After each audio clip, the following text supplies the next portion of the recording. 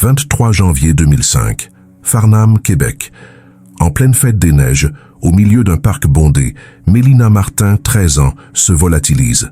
Pas de cris, pas de témoins, pas de traces. Comment une adolescente peut-elle s'évaporer sans laisser la moindre preuve physique? 20 ans plus tard, le mystère reste total et la plaie ouverte. Bienvenue sur la chaîne Traces perdues. Aujourd'hui, nous rouvrons ce dossier troublant. Avant de plonger dans l'enquête, abonnez-vous et activez la cloche. Votre soutien est vital pour que cette histoire ne tombe jamais dans l'oubli. Le froid était mordant ce dimanche-là à Farnham. C'est ce genre de froid sec et pénétrant typique du mois de janvier au Québec, où le thermomètre semble figer le paysage dans une immobilité de cristal. Pourtant, malgré les températures glaciales, la petite ville de moins de 8000 habitants vibrait d'une énergie particulière. C'était la fête des neiges.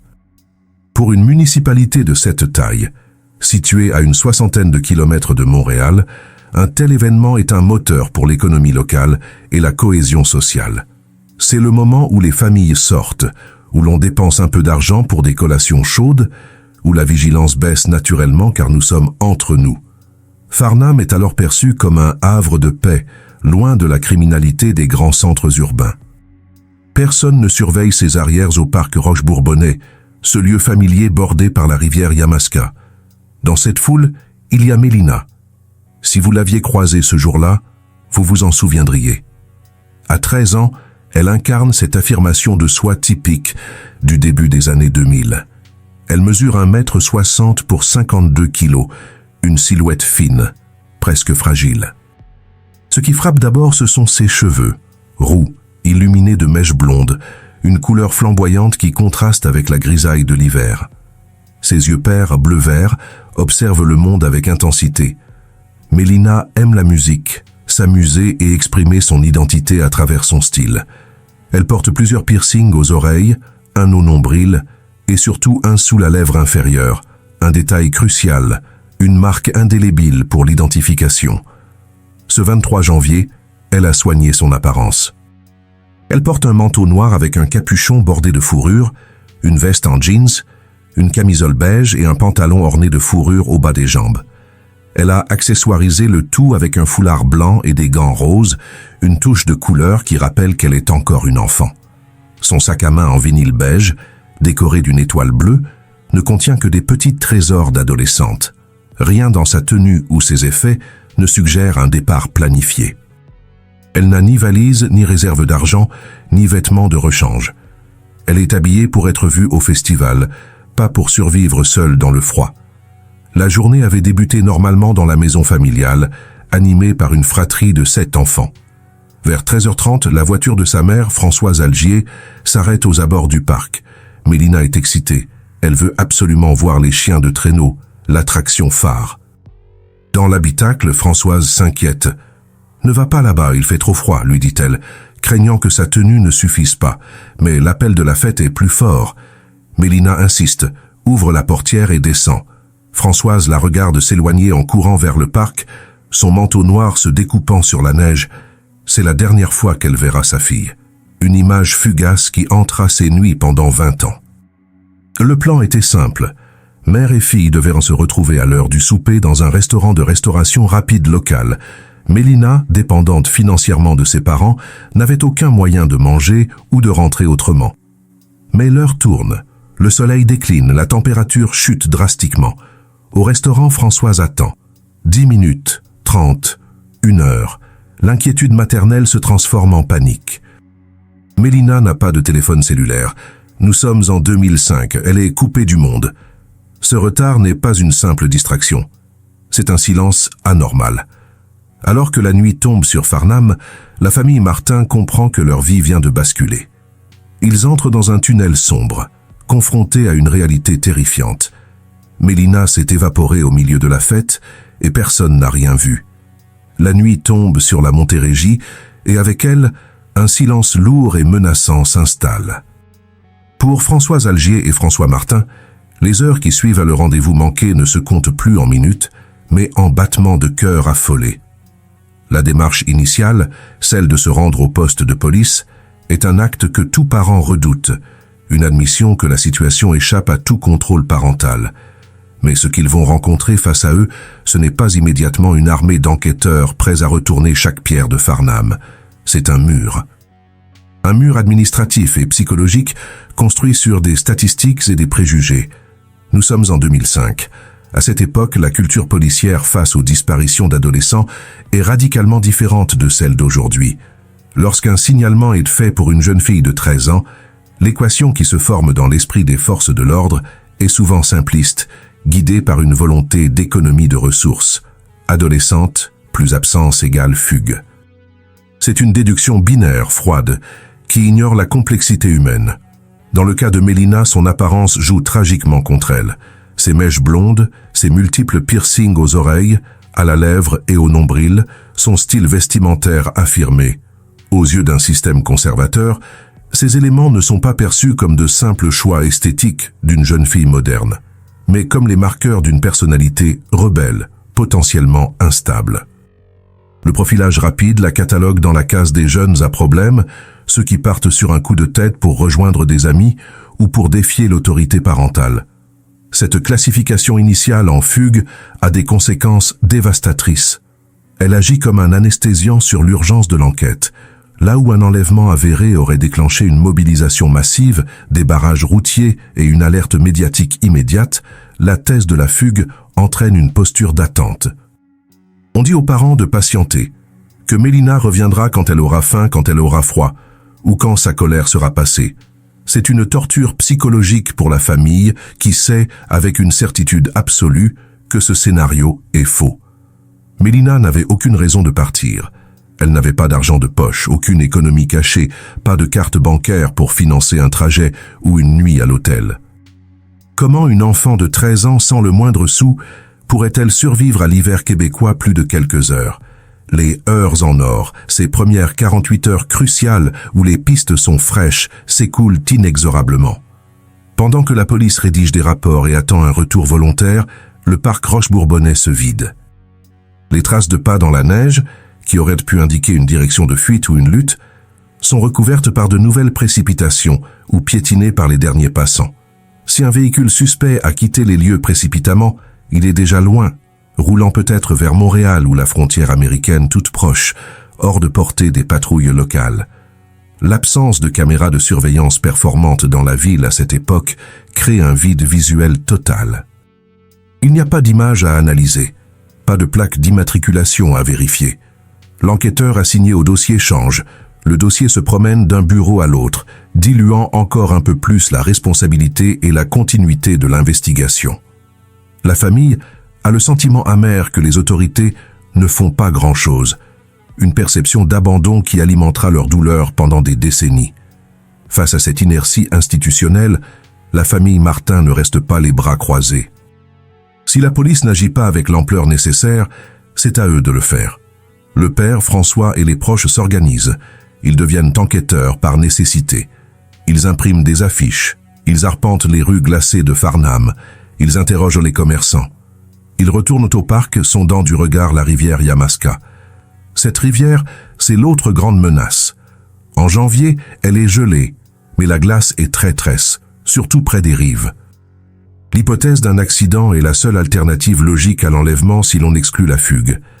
Melina a-t-elle glissé? Est-elle tombée dans une faille? Si tel est le cas, son corps pourrait être piégé sous la surface, emporté lentement par le courant invisible, rendant toute découverte impossible avant le dégel du printemps. L'aspect financier de l'affaire commence également à émerger. Des organismes comme Jeunesse au Soleil interviennent pour offrir une récompense. On parle de sommes allant jusqu'à 3 000 ou 5 000 $ pour toute information. Dans une petite communauté, l'argent peut parfois délier les langues. On espère que cet incitatif économique poussera quelqu'un qui sait quelque chose à parler. Mais le téléphone ne sonne pas pour donner la clé du mystère. Il sonne pour autre chose. Les tuyaux inutiles, les rumeurs, les fausses pistes. La mère, Françoise, raconte comment on lui a rapporté avoir vu Melina un peu partout. Ces faux espoirs sont cruels. Ils drainent l'énergie émotionnelle de la famille et dispersent les maigres ressources des enquêteurs qui doivent vérifier chaque signalement, aussi farfelu soit-il. Le temps passe et la thèse de la fugue s'effrite face à la réalité factuelle. Melina ne touche pas à ses comptes. qui sont de toute façon inexistants ou vides, ne contactent aucun ami, ne donnent aucun signe de vie. Aucun adolescent ne peut disparaître aussi parfaitement, sans laisser de traces numériques ou sociales, sans aide extérieure. Il devient évident que le dossier doit être requalifié. La Sûreté du Québec prend le relais. Le dossier devient le numéro 097 05 0125 001. On passe d'une gestion locale à une enquête majeure pour disparition inquiétante. Mais le mal est fait. Le retard à l'allumage a permis au scénario du pire de s'installer. L'agresseur, s'il existe, a gagné la partie la plus importante, celle du temps. Ce qui rend ce dossier particulièrement angoissant, c'est l'absence totale de scène de crime. Habituellement, les enquêteurs ont quelque chose. Une goutte de sang, un vêtement déchiré, un témoignage de cri. Ici, c'est le néant. C'est une disparition propre, ce qui est paradoxalement le signe d'une grande désorganisation, un accident sans témoin, ou d'une organisation criminelle extrême, un enlèvement rapide et maîtrisé. Mélina s'est volatilisée dans une faille de la réalité. Et alors que les jours deviennent des semaines, puis des mois, la famille Martin entre dans une zone de turbulence psychologique connue sous le nom de deuil ambigu. Ils ne peuvent pas faire leur deuil, car il n'y a pas de corps. Mais ils ne peuvent plus vivre normalement, car l'absence de Mélina prend toute la place. Ils sont coincés dans un entre-deux insupportable, forcés de maintenir des rituels d'espoir, tout en étant rongés par la probabilité de la mort. Chaque anniversaire, chaque Noël, chaque 23 janvier devient une épreuve de survie mentale. Les jours deviennent des semaines, les semaines s'étirent en mois, et bientôt, les calendriers s'empilent. Le dossier de Mélina Martin change de nature. Il ne s'agit plus d'une urgence opérationnelle avec des gyrophares et des battues, mais d'une enquête de longue haleine, lourde et administrative, gérée par la Sûreté du Québec. Le terme redouté de « cold case » commence à planer au-dessus du dossier 097 05 0125 001. Mais un cas froid ne signifie pas un cas fermé. C'est un dossier qui dort d'un œil, attendant qu'une nouvelle technologie ou qu'une conscience tourmentée vienne le réveiller. Au fil des années, les enquêteurs n'ont jamais totalement abandonné la piste de la rivière Yamaska. Ce cours d'eau, qui serpente le long du parc Roque-Bourbonnais, est une pièce maîtresse du puzzle géographique. Si Mélina n'a pas été enlevée par un prédateur routier, la rivière est le seul endroit capable de faire disparaître un corps aussi efficacement. L'eau ne parle pas, et la glace garde ses secrets. C'est ce qui explique pourquoi, bien des années plus tard, notamment lors des hivers 2018 et 2019, des scènes surréalistes se sont déroulées sur la Yamaska. Des équipes de plongeurs spécialisées de la Sûreté du Québec ont été déployées pour sonder les profondeurs glaciales. Imaginez la scène. Des hommes grenouilles s'enfonçant dans une eau noire, trouble, cherchant des ossements ou des objets qui auraient résisté à plus d'une décennie d'érosion. C'est une démarche techniquement difficile et émotionnellement brutale. Elle envoie un message clair à la famille. La police ne cherche plus une jeune fille vivante cachée quelque part. Elle cherche des restes humains. Elle cherche à confirmer la thèse de l'accident, de la noyade ou du dépôt de corps après un meurtre. Mais la rivière, capricieuse, n'a rien rendu. Pas de manteau noir, pas de sac à main avec une étoile bleue. Rien. Pendant que la police sonde les eaux, la famille Martin sonde les abysses de la douleur humaine. Ce qu'ils vivent porte un nom clinique, théorisé par la chercheuse Pauline Boss, le deuil ambigu. C'est sans doute la forme de souffrance la plus cruelle qui soit. Contrairement à un décès confirmé, où il y a un corps, des funérailles et un processus d'adieu, la disparition gèle le processus de deuil. Comment pleurer quelqu'un qui est peut-être en train de vous attendre quelque part? Comment tourner la page quand l'histoire n'a pas de fin? Françoise Algier, la mère de Mélina, a décrit cette sensation avec une justesse terrifiante. C'est comme un couteau qu'on tourne dans une plaie. La plaie ne cicatrise jamais, car l'espoir, aussi ténu soit-il, l'empêche de se refermer. Pour survivre à cette torture, la famille s'est accrochée à des rituels. Des gestes symboliques pour maintenir la présence de Mélina dans la maison, pour refuser l'oubli. Chaque 12 janvier, jour de son anniversaire, et chaque 23 janvier, date de sa disparition, une assiette est mise à table pour elle.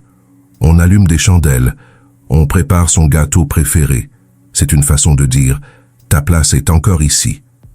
Le père, François, s'endort chaque soir en regardant la photo de sa fille, promettant silencieusement de ne jamais cesser de chercher. Sa sœur, Roxane, et les autres membres de la fratrie grandissent avec ce fantôme à leur côté. La famille s'agrandit, des neveux et nièces naissent, des enfants qui ne connaissent leur tante Mélina qu'à travers les récits et les photos sur les murs. Le traumatisme devient transgénérationnel, une ombre portée sur toute la lignée. Heureusement, ils ne sont pas totalement seuls dans ce combat. Le réseau Enfants Retour, dirigé par l'infatigable Pina Arcamon, devient un pilier de soutien. Ces organisations jouaient un rôle vital. Elles font le pont entre la détresse émotionnelle de la famille et la froideur administrative de l'enquête. Elles s'assurent que le visage de Mélina reste visible, que les affiches sont renouvelées, que les médias n'oublient pas. En 2015, pour le 10e anniversaire de la disparition, un arbre a été planté au parc Roch-Bourbonnais. Ce lieu de loisirs, théâtre du drame, accueille désormais un lieu de mémoire vivant. C'est un repère physique pour la communauté de Farnham, qui elle aussi a été marquée. La disparition de Mélina a signé la fin de l'innocence pour cette petite ville. Après le 23 janvier 2005, plus aucun parent n'a laissé son enfant courir vers le parc avec la même insouciance. Pourtant, malgré les vigiles, malgré les récompenses offertes, malgré les appels à la population, une question obsédante demeure. Quelqu'un sait-il quelque chose? Dans une petite communauté tissée serrée comme Farnham, les secrets sont difficiles à garder. Si un local est impliqué, comment a-t-il pu garder le silence pendant 20 ans? Comment a-t-il pu croiser la famille à l'épicerie, voir les affiches et ne rien dire? L'hypothèse d'un prédateur de passage, un opportuniste venu pour le festival et reparti aussitôt avec sa proie, reste la plus effrayante mais aussi la plus plausible pour expliquer ce mur de silence. C'est le scénario du fantôme, un criminel sans lien avec la victime, sans mobile personnel, agissant par pure pulsion. À l'approche de 2025, une lassitude commence à se faire sentir. 20 ans. C'est une vie entière. L'espoir s'effrite sous le poids de la réalité statistique. Les rituels, autrefois réconfortants, deviennent des rappels douloureux de l'échec. La mère de Mélina confie une décision déchirante. Pour la première fois, elle envisage d'arrêter les rituels. Ça fait 20 ans et rien n'en sort, alors j'essaie de ne rien faire pour voir si nous obtenons quelque chose. C'est un cri de désespoir, une tentative de briser le sort en changeant les règles du jeu. Mais c'est aussi, peut-être, le début d'une acceptation impossible. Alors que nous arrivons à l'année charnière de 2025, l'enquête est à un tournant. Les techniques d'investigation ont fait des bonds de géant. L'ADN, la généalogie génétique, le traitement des données de masse, la science offre de nouveaux espoirs là où l'humain a échoué. Mais un nouvel obstacle inattendu surgit avec l'ère numérique, le bruit. Internet, qui devrait aider à retrouver les disparus, génère aussi de la confusion. Des homonymes apparaissent, des Mélina Martin qui vivent leur vie, créant de faux espoirs et brouillant les pistes pour les enquêteurs amateurs. Il faut trier le vrai du faux, l'espoir du mirage. Janvier 2025. Le calendrier affiche une date que personne n'aurait voulu voir arriver. 20 ans. 2 décennies complètes depuis que Mélina a traversé cette rue pour rejoindre le parc. 20 ans.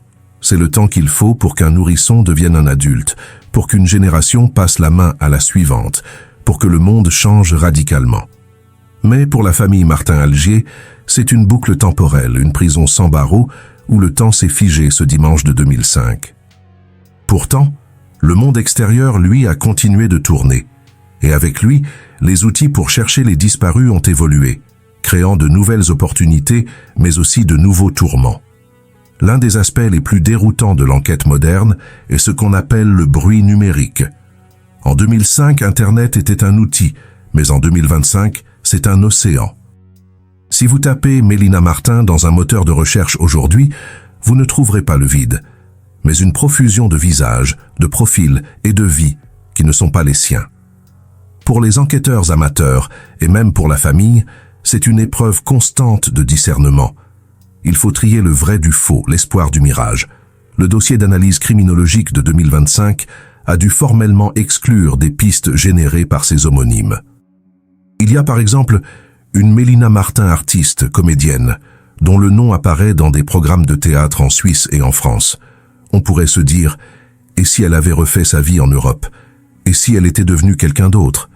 C'est un scénario de film séduisant, mais la réalité policière est plus froide.